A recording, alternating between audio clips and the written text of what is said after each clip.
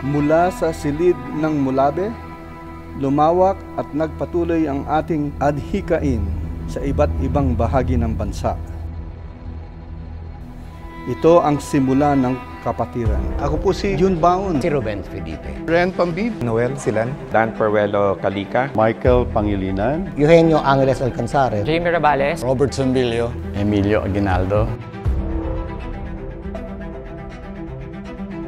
I'm Manix Guzman of Batch 74, UP Diliman, Quezon City.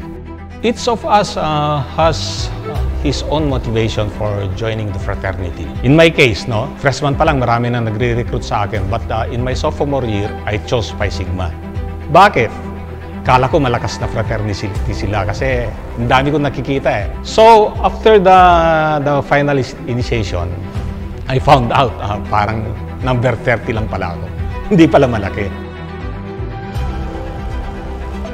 The founders used to tell us the many threats that they faced. Yung iba nga sa kanila, hinahunting daw ng mga other fraternities, yung mga pro-Marcos fraternities kasi mainit ang mata sa kanila. They just kept their silence and slowly nagparami kami. Nagsimula tayo sa mga kolehiyo at universidad gaya ng Fiati, Upang, University of the East, Notre Dame, Marbel, at iba pa. Ako po si June Baon, Batch 1976, pioneer ng University of Pangasinan. During that time, martial law was imposed and that's where a lot of activism we started.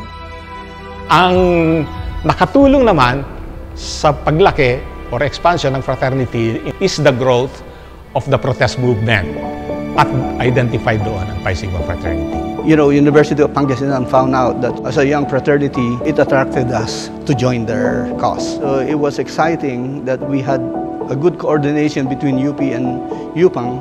That's where we started in 1976. Kasama rin ang ilang high school gaya ng Notre Dame Institute, University of Santo Tomas, Mariano Marcos at Sebelder High School. Ako si Eugenio Angeles Alcanzare. Napasok ako sa Pi Sigma Fraternity noong 1979 habang nag-aaral ako sa Chevalier School sa Angeles City.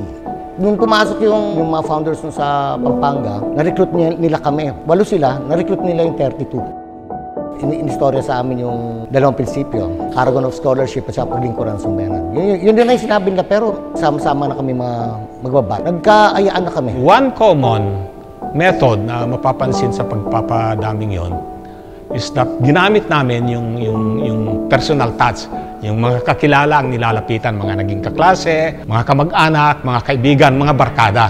Later, nung nare-recruit na, naipaliwanag sa kanila yung adhikain ng fraternity and the more they embraced yung patunguhan ng fraternity. Naniniwala ako dun sa dalawang prinsipyo ng yung maging modelo at saka yung maglingkod. Wala kang hinahanap. Basta alam mo, maglingkuran mo yung bayan mo. Makatulong sa bayan.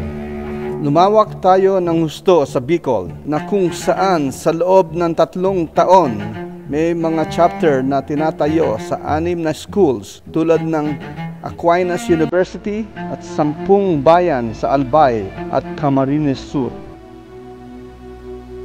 Naitatag din natin ang Pi Sigma Delta kasunod ng unang National Convention sa Aringay noong 1978. Gayun din ang pagkatatag ng Supreme Council of Sigmans. My message to you, my fellow brothers, on the 50th anniversary, let's embrace each other and be solid Pi Sigmans. It's very important that, during this generation, we have to commit ourselves more and active with the organization, the Pi Sigma Fraternity. Uy, mga brads, happy 50th, golden na tayo. So, meron kaming campaign, yung Mulabe 50th Mulabe, na magtanim tayo ng Mulabe. Kung 20 chapters tayo, 50, it's 1,000 trees.